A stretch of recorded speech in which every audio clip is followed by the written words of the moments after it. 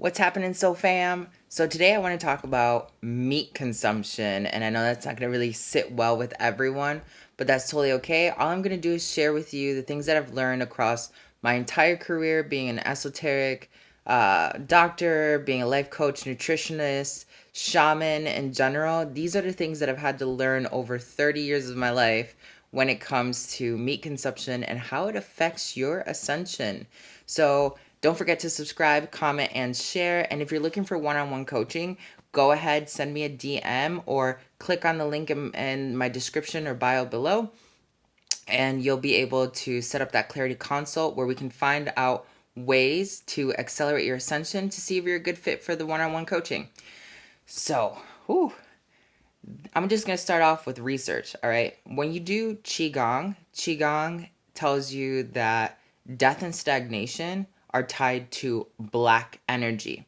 So when you look at black energy and other esoteric medicine, you end up realizing that black energy is tied to malice, loneliness, fear, panic, trauma.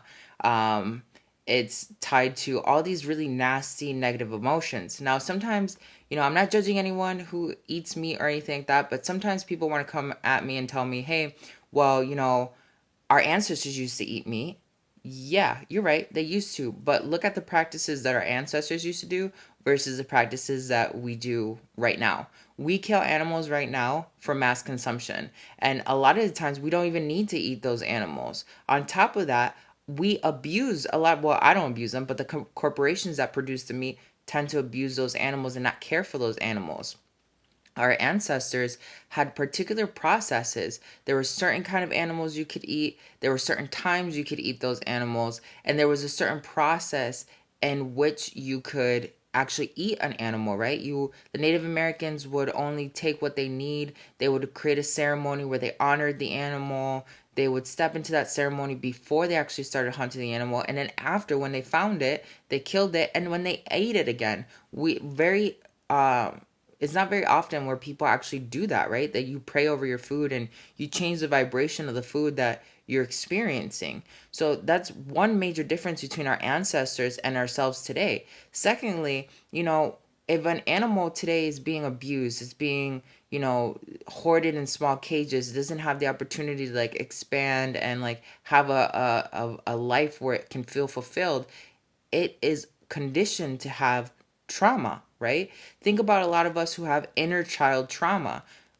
What happens to that inner child trauma? It's energy, right? That gets stuck in your system and then you carry it out across your lifetime, and it'll show up in your relationships, in your career, in your own way of perceiving yourself. So how is that any different than an animal that's getting abused? Okay, and animals tend to have a more pure consciousness than humans do.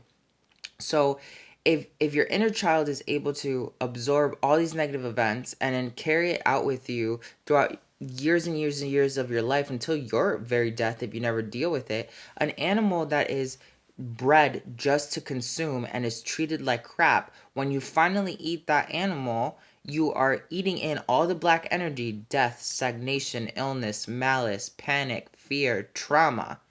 Everything is energy. So then you absorb that energy into your system and you wonder why you're dealing with depression. You wonder why, like, when you ate that steak and all of a sudden you're reminiscing something on PTSD.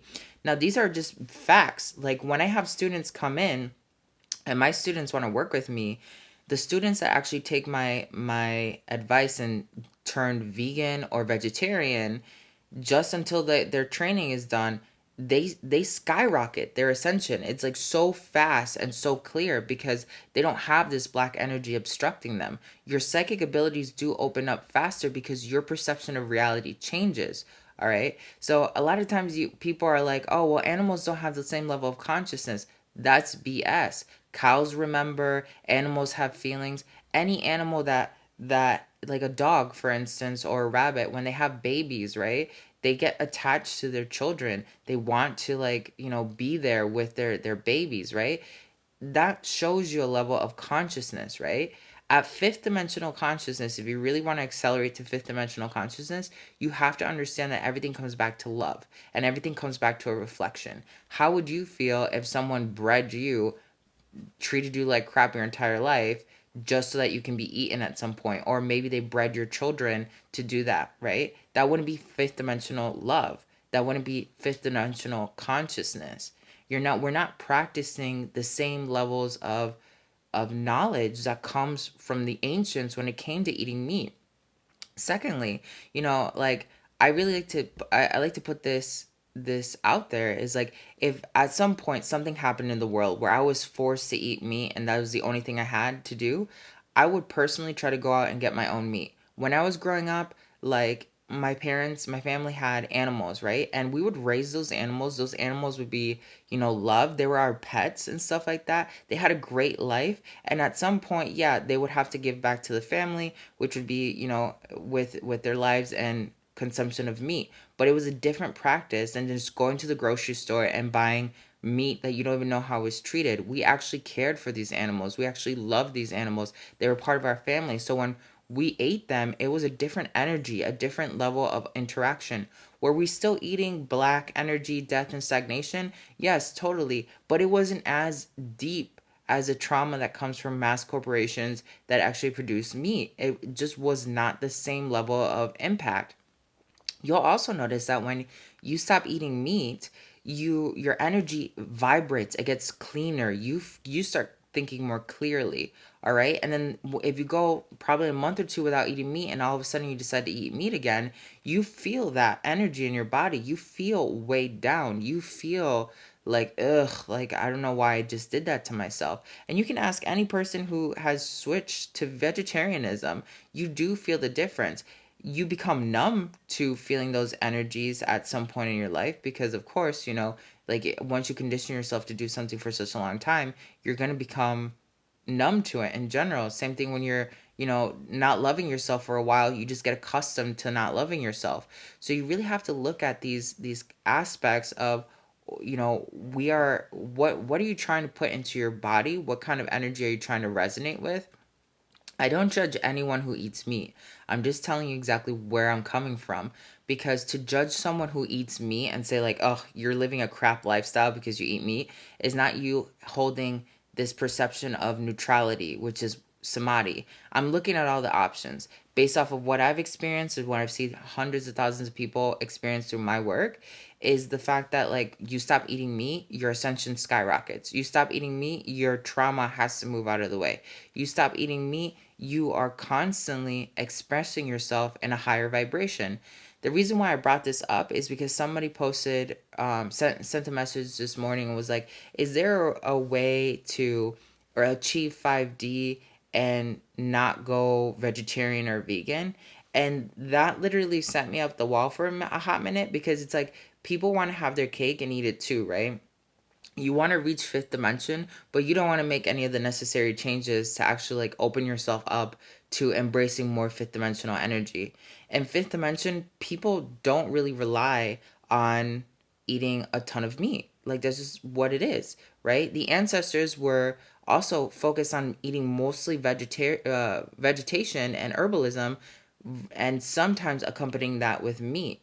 Okay, depending on the civilization. But this is one of those things that you make that shift, you're literally going to see things happen for you. It has to happen because you're clearing out your energy. Just similarly, like, it's just like thinking about like you're dying of lung cancer. Your doctor tells you you need to stop smoking cigarettes, and you're like, oh, is there a way that I could still get healed from this lung cancer without having to stop smoking cigarettes? No, no, there's not. I mean, could you? Could you be one of those lucky people that does? Because anything in the universe is possible? Totally.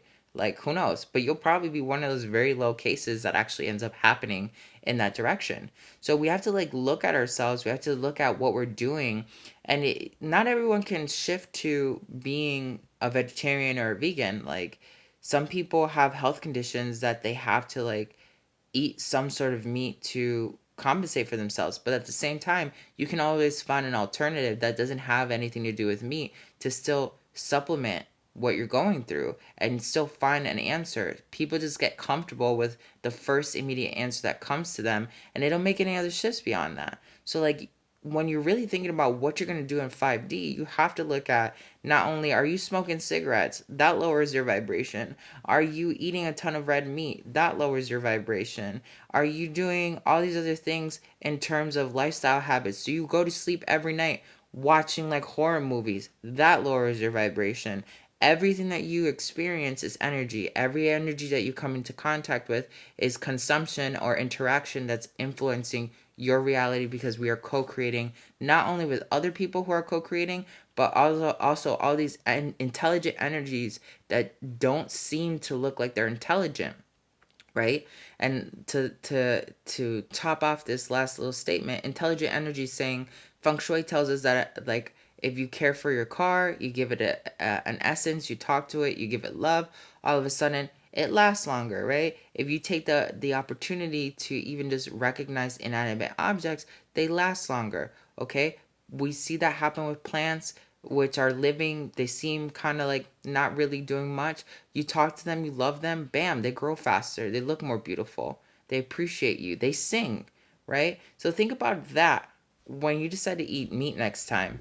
Love you. And if you're looking for any one-on-one coaching help that you need, go ahead, send me a clarity consultation request in my description below, my bio, or just DM me in general saying clarity call, and we will get you started. Love you.